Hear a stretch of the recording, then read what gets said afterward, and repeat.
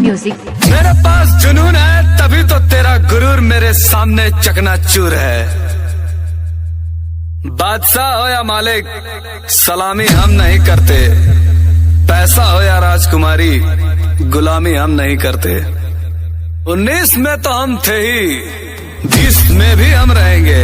Base तो बस बचाने के लिए है, आफत मचाने के लिए मेरा नाम ही काफी। संजय डीजे संजय को बुक कराने के लिए हमारे नंबर पर संपर्क करें 89 29 96 51 18।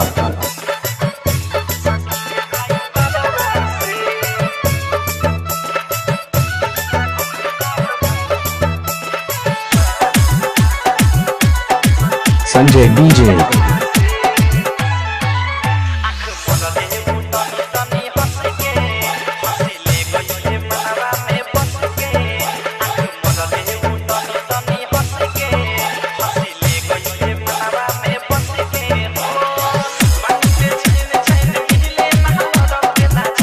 डीजे संजय को बुक कराने के लिए हमारे नंबर पर संपर्क करें 89 29 96 51 18।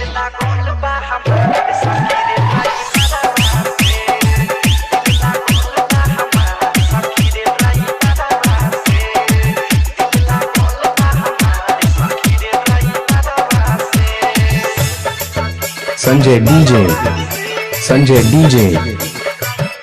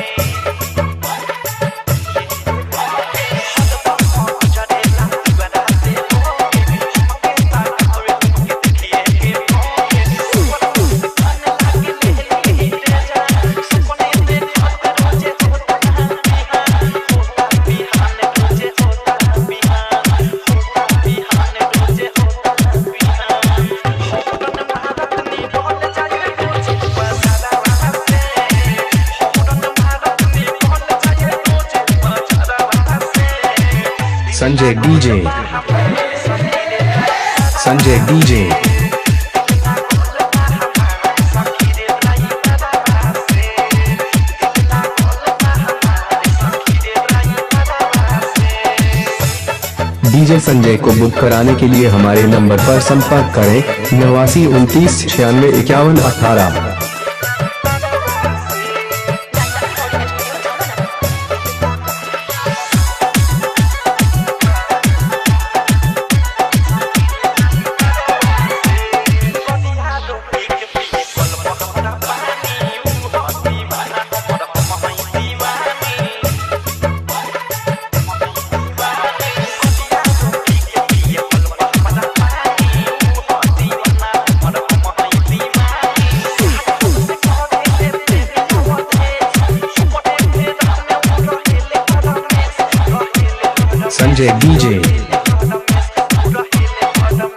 संजय डीजे।